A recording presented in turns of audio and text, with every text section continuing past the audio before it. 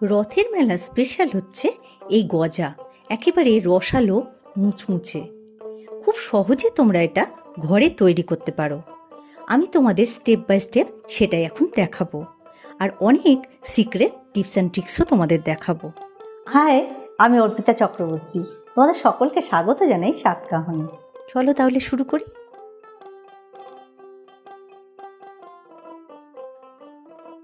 গজা বানানোর জন্য প্রথমে ডোটা তৈরি করে নেব। 2 কাপ ময়দা, হাফ টিস্পুন নুন, 1/4 টিস্পুন বেকিং পাউডার, তোমরা চাইলে 1 পিঞ্চ বেকিং সোডা দিতে পারো, আর দিচ্ছি 4 টেবিল চামচ ঘি, আর খুব ভালো করে ময়ান দিয়ে নেব। যত ভালো করে ময়ান দেওয়া হয় গজা তত খাস্তা হয় আর রসালো হয়, আর ঘি দেওয়ার জন্য স্বাদও অনেক গুণ বেড়ে যাবে। প্রায় 2 মিনিট হয়ে গেছে, এটাকে ময়ান দিচ্ছি। দেখো ময়দাটার কালার চেঞ্জ হয়ে গেছে আর মুঠো ধরে আসছে। এবার অল্প অল্প জল দিয়ে ডোটা তৈরি করে নেব। একবারে খুব বেশি জল দেব না। আমরা যেমন রুটি করার জন্য ময়দা মাখি তার থেকে একটু শক্ত হবে। ঢাকা দিয়ে 30 মিনিট রেখে দেব। এবার চিনির শিরাটা তৈরি করে নেব। 2 কাপ চিনি আর 1 কাপ জল দিচ্ছি, আর 4টে এলাচ থেঁতো করে দিচ্ছি। এতে করে এলাচের ফ্লেভারটা খুব ভালো হবে। তোমরা চাইলে অন্যরকম কিছু এসেন্স বা গোলাপ জল, কেওড়া জল দিতে পারো। ভালো করে 2 মিনিট ফুটিয়ে নেব। এবার গ্যাস অফ করে দিচ্ছি। রসটা একদম পাতলা হবে, হালকা চটচটে হবে, আর যাতে চিনি শিরাটা জমে না যায় তার জন্য একটু লেবুর রস দিচ্ছি। ময়দা সেট হয়ে গেছে, আর একটু মেখে নিচ্ছি। ডোটা হাত দিয়ে ভালো করে ছড়িয়ে নেব, আর বেলনি দিয়ে বেলে নিচ্ছি। বেশ একটু বড় করে বেলে নেব। ময়দাগুলোকে এরকমভাবে টুকরো করে নেব। তারপরে একটা টুকরোর উপরে আরেকটা টুকরো পরপর বসিয়ে আবার বেলে নেব। এরকম করে 3-4 বার করে বেলে নেব।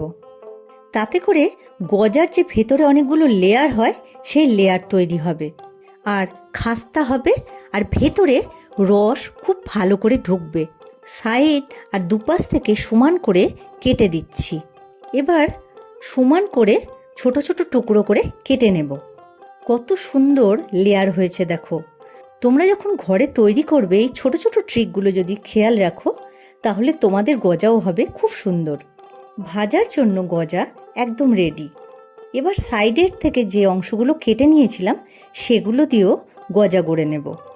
যেহেতু ডুবো তেলে ভাজা হবে, তেলের পরিমাণটা একটু বেশি লাগবে।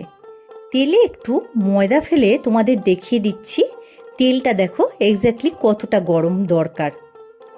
প্রথমে একটা পিস ছেড়ে তোমাদের দেখাচ্ছি। দেখো এ হালকা হালকা বুদবুদ উঠছে, মানে তেলটা একদম পারফেক্ট।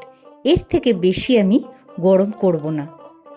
আস্তে আস্তে গজাগুলো ছেড়ে দেব। তেলটা দেখছো খুব একটা গরম নেই, আর হালকা হালকা কড়াইটাকে নাড়াবো।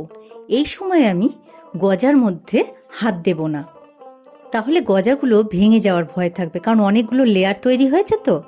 আস্তে আস্তে ভেসে উঠবে গজাগুলো। দেখো গজাগুলো তেলের উপরে ভেসে উঠেছে। এবার জালটা আমি মিডিয়াম করে দেবো মিনিট খানেকের জন্য, দিয়ে আস্তে আস্তে উল্টে দেব। তারপরে গ্যাসটা কমিয়ে আবার সিমে করে দেব। আস্তে আস্তে 2 পিঠ লালচে করে উল্টে পাল্টে ভাজবো। ভাজতে গেলে বেশ 10 থেকে 15 মিনিট সময় লেগে যাবে, হয়তো তার থেকেও একটু কিছু বেশি সময় কম বেশি লাগবে, কারণ তুমি কতটা মোটা বা পাতলা করে কাটছো তার উপরে ভাজাটা নির্ভর করবে যে কতটা সময় লাগছে।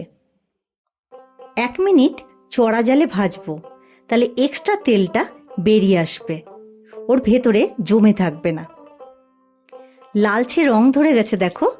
এবার গজাগুলো তুলে নিচ্ছি।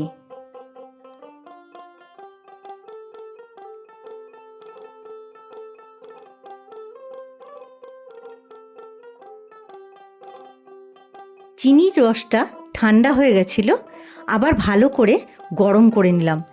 একদম কষকষে গরম করে নিয়েছি।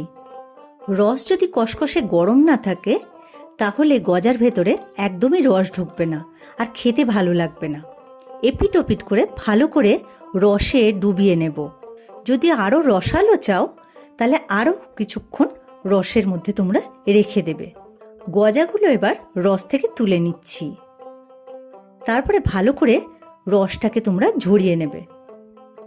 তাহলে দেখলে তো কত সহজে তৈরি করে নেওয়া যায় এই মুচমুচে রসালো গজা, আর একেবারে দোকানের থেকে অনেক গুণ হেলদি আর টেস্টি।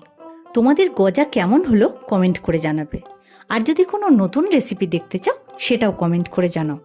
আমি অর্পিতা চক্রবর্তী, তোমরা দেখছিলে সাতকাহন। খুব ভালো থেকো তোমরা। ফিরে আসছি খুব শিগগিরই নতুন রান্নার রেসিপি নিয়ে।